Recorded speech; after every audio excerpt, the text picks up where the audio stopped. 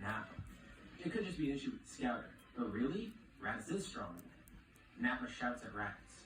He's a dirty traitor, and he doesn't care about killing Raditz. They don't need him. Especially if he's going to betray them, he'd love to kill him. And Raditz welcomes Nappa to do so. Angrily, Nappa opens his mouth, charging a massive beam, launching it right at Raditz. And then Raditz does something really weird, at least really weird from Piccolo's point of view. He places 2 fingers on his forehead, charging the beam. No way, he's actually going to steal his move? Well, yeah. Raditz thought it was pretty effective before, so he wants to try it out. He launches his own Makanko Sako. Not the exact same as Piccolo's, but pretty similar. He thinks it's easy to replicate. Right before Nappa's blast hits, Raditz makes contact. The energy is concentrated right in the middle of it, splitting Nappa's blast in half, traveling right towards his head, getting a clean headshot as it also cuts through his beam. Nappa falls over to the ground lifeless, and Raditz stands there with his fingers pointed out, breathing heavily. He charged a lot of energy into it, but then he looks over at Piccolo smugly and laughs. Now that's how you properly aim the attack. He wipes the blood from his mouth, taking a deep breath and preparing for his next battle against Vegeta. Vegeta looks on in complete disbelief. He actually did it. But just as he's about to enter the fight, his scouter beeps. There's another power level approaching, and Raditz can sense this power too. As well as the rest of the group, they immediately know who and what it is. And Raditz then realizes what it is too. He doesn't recognize it because he hasn't sensed it before, but there's only one person who can do it. Kakarot. He's that strong? Goku arrives nearby. A little bit surprised at what he sees. Raditz is standing there with the group, and there's a dead Saiyan nearby, as well as Vegeta looking on, even more confused than anyone else. Goku got word that Raditz was still alive, but he knows it doesn't really mean Raditz is on their side, just an enemy of my enemy kind of situation. And Raditz can tell what Kakarot's thinking. He tells his brother not to worry. He is just here to kill the other 2, and then he's gonna leave. Wait, what? Why is he doing that? This is actual confirmation right from Raditz himself. Whatever, he won't question it. Raditz is helping them. But he can tell he's not going to get along with Raditz or enjoy fighting alongside him. And Vegeta's getting annoyed. And he tells the 2 of them to get on with it. He doesn't care about this reunion. Raditz reassures Vegeta he doesn't either. He was just surprised at Kakarot's power. And Vegeta tries to use the scouter to sense it. And yeah, Kakarot's power is pretty immense. Over 8,000? But then Raditz jumps towards him too. Both of their powers are rising. And Goku's a little annoyed. Raditz is getting in the way. The 2 can't fight together. They don't know how to fight alongside each other. And they have 2 completely different strategies of how to fight. He tells Raditz to not get in the way, but Raditz does the same.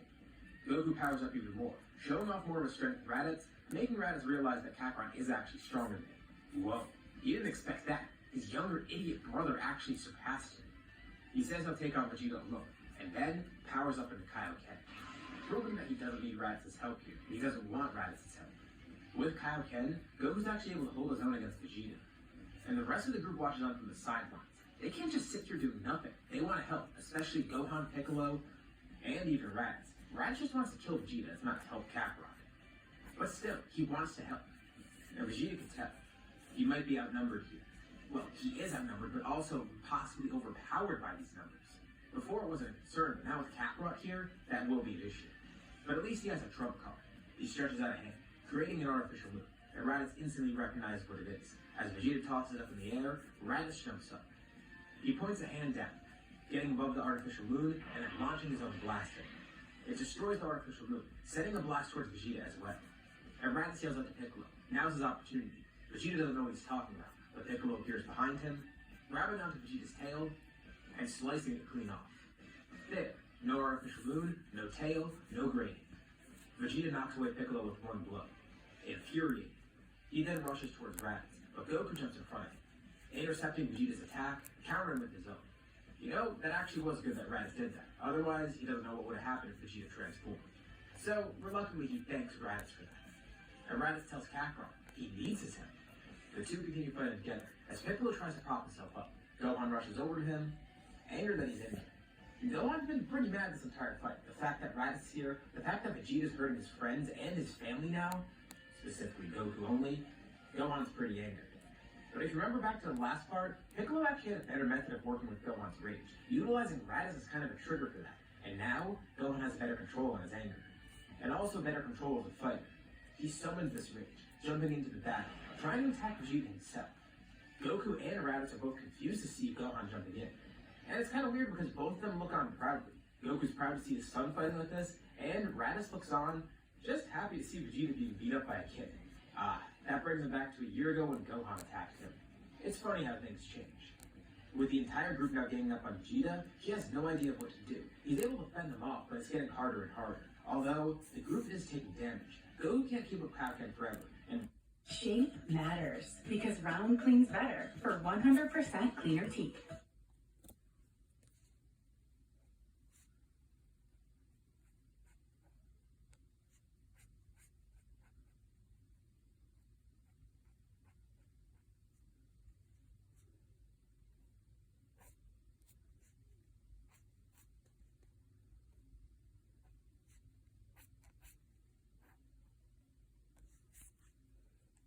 they're providing support from the sidelines, but they can't get it too close. One attack from Vegeta could definitely kill them. But as the battle continues, with help from Gohan, a combined effort from Raditz, Goku, and Piccolo, and all the help from everyone else, Vegeta is slowly being beat down. He can't keep up with them anymore. He tries to destroy Earth in one last attempt. One last shot at victory. But Goku steps in with a Kaioken Kamehameha. Surprisingly joined by Gohan, getting stronger with his rage. The beam clash is actually a lot easier this time, thanks to the help from Gohan. And also, Raditz jumps up, trying to attack Vegeta from behind as he uses his Gallop gun. Vegeta is being attacked from two angles. He can't defend against both. Vegeta turns around, seeing Raditz behind him, charging his Shining Friday. The father-son Kamehameha from below is pushing him further. And now, Raditz's Shining Friday is added to. Vegeta's right in the middle of the two attacks, taking the brunt of both of them. A massive explosion occurs, flinging Vegeta down to the ground, injured and barely hanging on. Raditz is weakened too. He faced a lot of injury, and he used up a lot of his power, especially with that last attack. He collapses to the ground, exhausted. Vegeta calls for a space pod, as he crawls towards it, ready to escape. And Goku's actually in decent shape. Sure, he's still very injured, and Kaioken took its toll on his body, but he could actually stand up this time. Just barely. And he watches on as Vegeta crawls to his ship. And the rest of the group looks on too. Why is he letting him go? Especially Raditz is confused. This is his opportunity to kill Vegeta.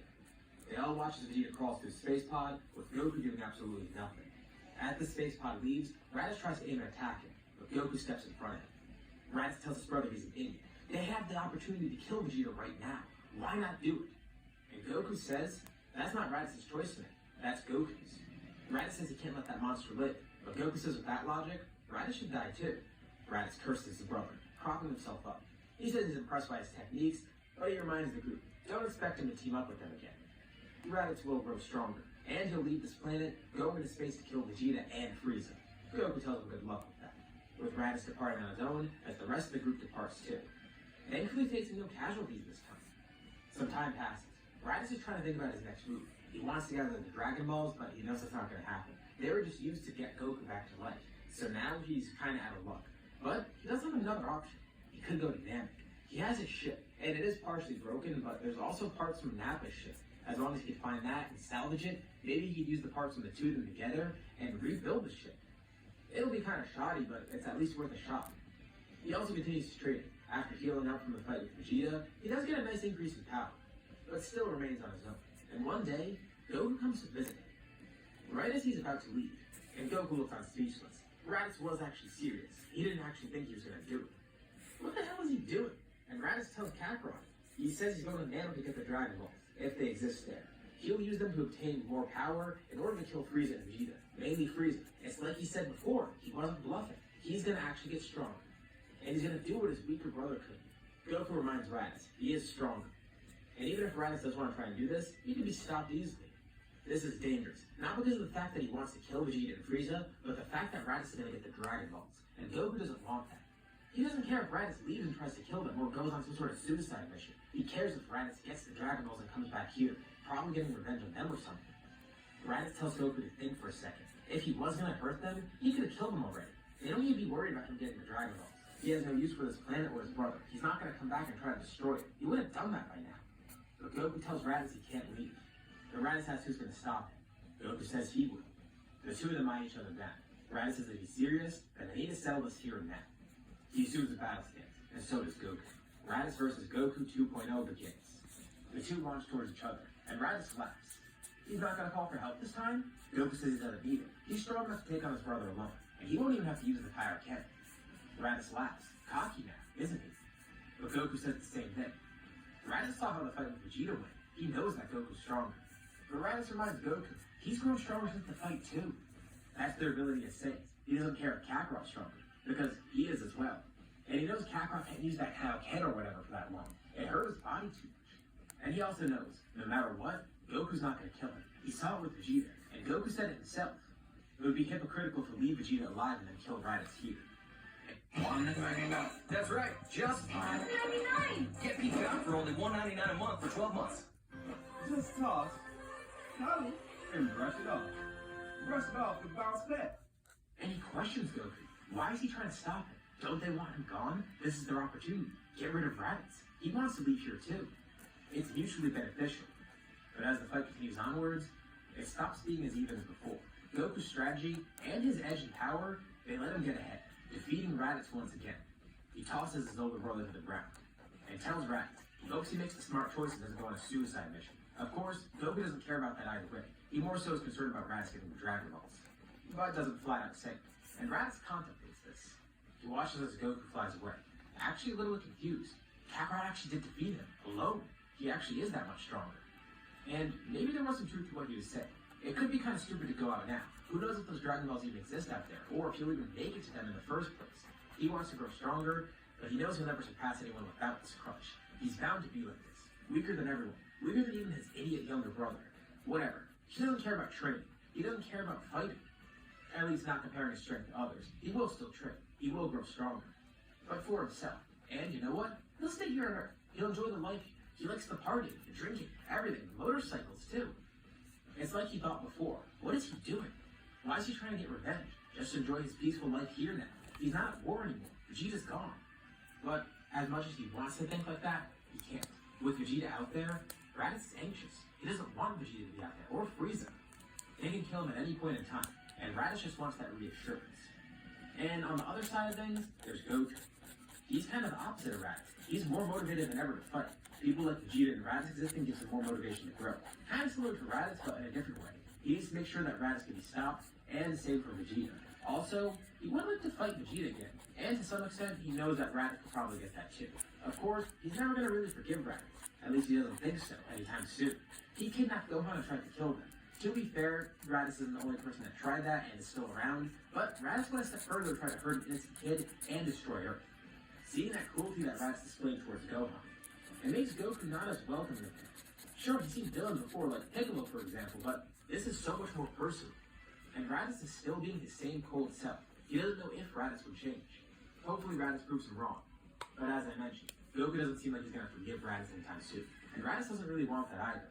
The two of them aren't friendly. They're only related by blood, nothing else. There's no friendship, no rivalry, no camaraderie here. They're just coexisting, with both kind of wanting to get away from the other, but also both intrigued by the other. Where does their strength take them? Inspired by King Kai, Goku begins gravity training. Thanks to some help from Bulma, she's able to make a gravity chamber, allowing him to do this. Raditz had also mentioned that Earth's gravity is very weak. So by now, Goku realized that a good solution is gravity training. And with Goku being around here, he actually decides to train Gohan himself. Gohan actually got some good training from Piccolo. He did in the main story, and here he actually got better outcomes from it. And Goku wants to use that. Harness that same power he used in the Saiyan Salad. Gohan's getting a better control over his anger, and maybe he could utilize that for something else. But that remains to be seen. As the two of them train, Raditz trains too, but is also continuing to be alone, filling the void with more partying, more drinking, and most importantly, more motorcycles. He couldn't kill Kakarot. He couldn't kill Vegeta. Only that meathead Nappa, which that doesn't really count. Nappa was so weak compared to it. He's a failure through and through. But that changes now. Even though he's enjoying the vices here on Earth, he still is training. He's going to improve himself. He's going to be better than anyone. Not just Vegeta, his stupid brother too. He'll be better than Frieza even. This is a new era. This is the era of Raditz. He doesn't have some goal for universal domination or whatever. And he doesn't want to be at war anymore either. He's going to use his strength to prove to himself that he can do it. He can be better than who he currently is.